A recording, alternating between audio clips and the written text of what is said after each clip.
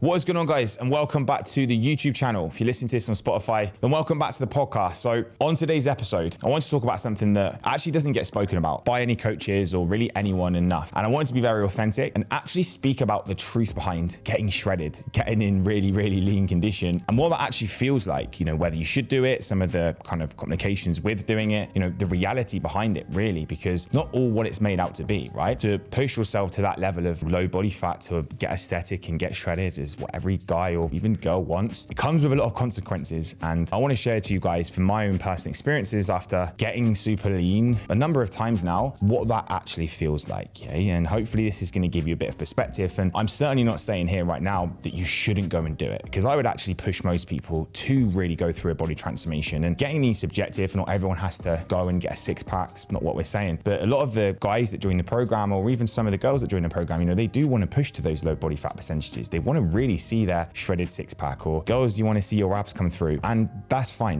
One time in your life to push to that level, I'm actually okay with that, and it's something that we've done countless number of times at FitLab. So anyway, what do I actually mean by low body fat? Let's get into that first. Now, typically this is probably going to be for guys. Super lean level would be probably anywhere between sub 10% body fat. 10 to 12%, I think, for a guy is probably on the actual bottom level of what I would say is healthy and a sustainable amount of body fat that you can stick to. I'd probably say I range anywhere between kind of 12, maybe 13% body fat. Most year round, I eat a lot of food, I go out, enjoy life, have a lot of energy. I don't suffer from being, lean as such as what people might think, that I've got a boring lifestyle. However, if I was to push lower body fat, then, maybe that would be a different story. And I actually know that when I have been lean previously, there is probably a point as to where I feel that actually my lifestyle isn't really going to support this level of body fat. And that's why I push maybe a little bit higher. For me, I'm happy, have a six-pack, I stay lean all year round, and I don't need to be that kind of little bit leaner. For a girl, this is probably going to be verging between or anywhere less than 20% body fat.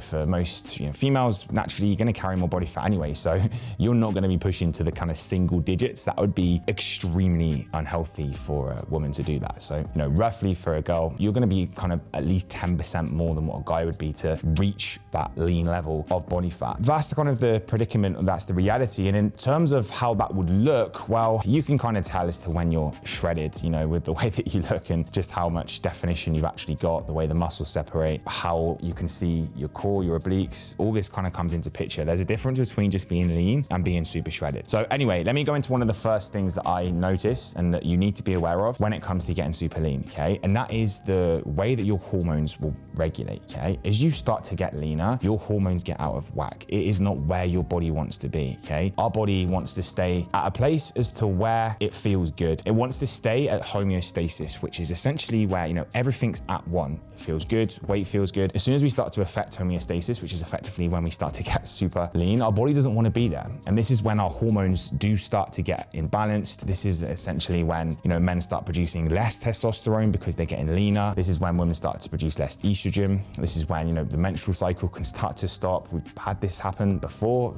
Lots of people have reported that females have lost their period when they start to get lean, and it takes time to come back. So it's something that we have to consider. And when our hormones do start to become out of whack, this is going to start to produce, problems for us. Sex drive is going to start to rapidly drop. And again, it's something that I've experienced before. It's something you need to be aware of, especially if you are in a relationship at the moment. It's something that you would probably want to speak to your partner about if you're going to get super lean. And, the reality is that you may start to not feel like you want to have sex as much as what you used to. It's what happens when we start to produce less testosterone. It's what happens when we start to produce less estrogen. So it's a reality that we need to have to make. Now, this is only quite short term, and it only really comes to the extremes as I say, when you start to get super lean. Just having abs and being in good shape, you're not going to have too many issues. In fact, if anything, your hormone production, testosterone, is actually going to thrive more when you're in better shape and have a better body composition. But there is a point of probably diminishing returns where too much is going to lead to an adverse effect, and that's where you have to be careful. So this is why I recommend,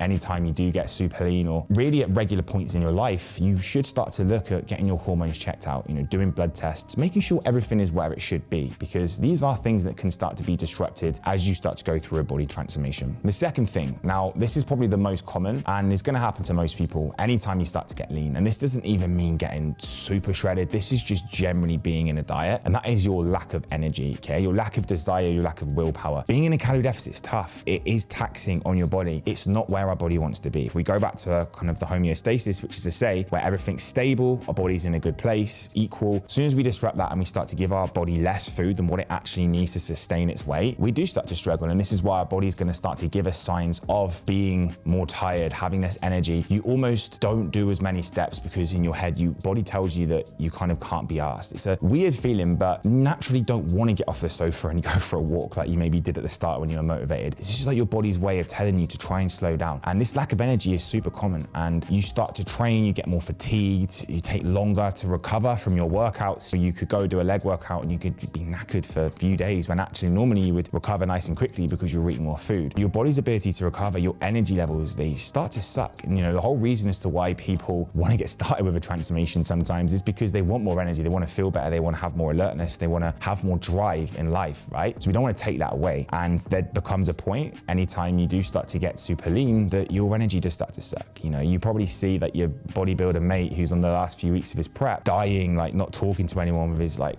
diet face caved in. That's what happens when we get to that level. You don't want to talk to people, you don't want to be around people, you're very irritable. And again, speaking from experience of when I have been in relationships in the past, when I've been getting super lean, like it has put a potential strain on the relationship because your partner doesn't always understand. And unless they've maybe been through it themselves, which a lot of partners maybe haven't, then it's hard for you to try and describe what you're going through. And that can cause issues in that relationship if you don't have that conversation. If you don't have as much desire to be intimate with your partner, then that is going to potentially cause some issues. So it's another thing that you have to be aware of when it comes to getting lean. Energy is going to start to go through the floor. And the good thing is this doesn't have to be forever, but I'm going to get onto that later in the video. The third thing is you are at more risk of injuries and also illnesses as well. Now, if we think of it like this, if our body's in a calorie deficit and it's getting super lean and there's less energy in there as well, our body is trying to protect as much as possible. It's using all of its kind of energy towards trying to stay alive because it thinks that we're starving it. So it means that we're way more receptive to any illnesses or bugs that start to come around. Our body's immune system is weak. It's not as good as it should be, which means that we can get ill and it takes us longer to recover from an illness because we're leaner. And it's the same with injuries as well. Again, our body's not recovering as well as it used to. So you've got to be careful when it comes to getting injured. You can get a lot more injured a lot quicker and easier, and it takes you a lot longer to recover from these injuries as well. So you've got to be aware of that. You get leaner, you're going to get potentially more ill, you're going to start to get more injuries, niggly, annoying injuries that sometimes just take ages to go away. It's not something that everybody wants, especially if you want to be lifting weights, feeling good, having energy, being healthy. You're not going to get that when you start to get super lean. Number 4, now arguably this is probably one of the most important ones, and it's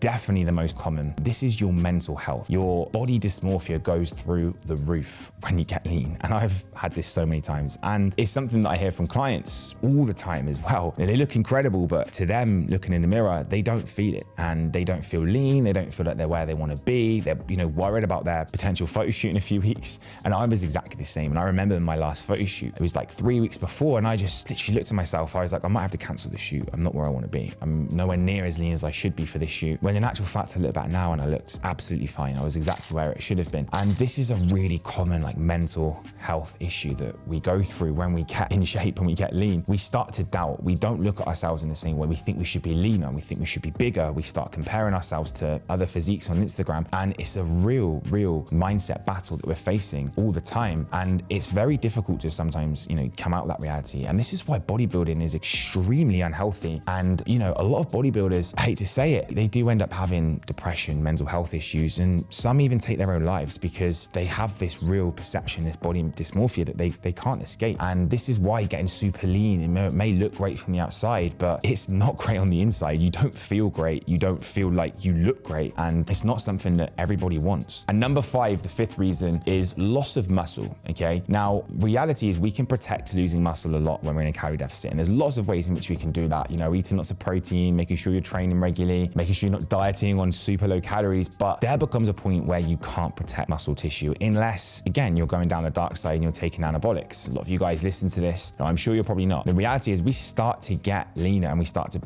go below that sub 10% body fat. The calories are scarce, right? We don't have as many calories our body can use to create that deficit. We don't have as much fat that our body can can, pull from to create the energy balance to keep us losing body fat. So guess what happens? We start to pull from muscle. Our body's going to start taking muscle to make up this energy balance that's, lacking at the moment. That's when we start to have issues. We start to get weaker in the gym. We can't lift as many weights as we did last week. We don't do the same reps. And that's what happens when you start to get to a point of leanness where it just becomes a little bit crap and we don't feel as great anymore, and we do start to get weaker in the gym. And if your weights are going down when you're in a dieting phase and you're getting weaker, this is the sign you're losing muscle and you need to change something fast. There is not many times now, or very rare, where any clients will report that they are losing strength in the gym in their dieting phase, because we control the variables very well and we know the difference between fat loss and weight loss, and we make sure their recomposition is good. We don't diet them on super low calories. We don't diet them to the extreme where they are going to start to lose muscle. We're very careful with that. So you have to be realistic when you are training. If you are losing strength, if you are starting to see potentially that your numbers are dropping, you are losing muscle. And that is the unfortunately hard truth of getting super shredded, is that you will start to drop muscle mass and you start to lose lean mass. And the reality is gaining muscle is a lot more of a longer process than losing body fat. To gain that muscle back, it's not going to take you forever, but it is going to take time. You have to put yourself back into a calorie surplus again and start working towards that goal. So it's something that you have to consider as to why, again, maybe getting that to that super lean level of body fat, might not be something that is appealing for you at the moment. Now, just to kind of conclude this video, I want to say that I'm not saying don't get super lean. I'm not saying watch this and, completely change your goals this year and don't aspire to have that beach body look that you're probably looking for. I think you should. I think there's so many benefits to getting shredded. I think that it pushes you out of your comfort zone. It's a challenge. Everybody should get lean once in their life. I think everyone should go and do a photo shoot once in their life, because I think that is something that pushes people out of their comfort zone and it gets them to love themselves. It gets them to actually like having their photo taken, which is something that I know a lot of people don't like. You see yourself looking amazing behind the camera. That is a life-changing event that can massively help with your own self-worth and your own self-confidence. So I think getting lean is great. And I think that, as I said, it's not something that I wouldn't do, but I would just be very careful about how long you spend lean, what your expectation is of how long you want to stay in that deficit and whether you want to stay at that low body fat all the time, because I know that I won't. And just be aware of what the effects are. No one speaks about these things. It's all about,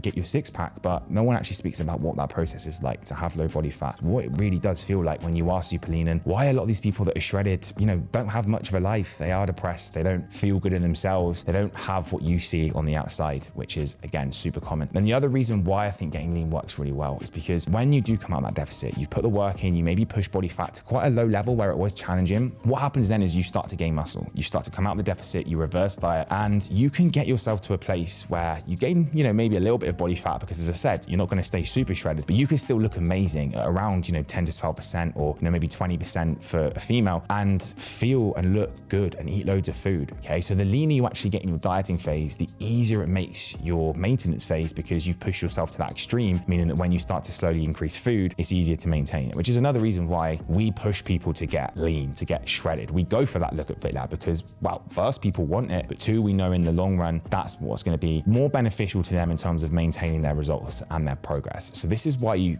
I'm not saying don't go and do it. I'm just saying be aware of the effects that you will potentially get when you get shredded. So as always, guys, I hope you found this video super useful. If you have, please make sure you subscribe for future videos. We're going to be pumping out the fitness content this year. Make sure you hit the bell notification as well for the next time that I post. If you are on the podcast, drop me a 5-star review. Make sure you hit the follow button. And as always, guys, I'm going to catch you in the next episode.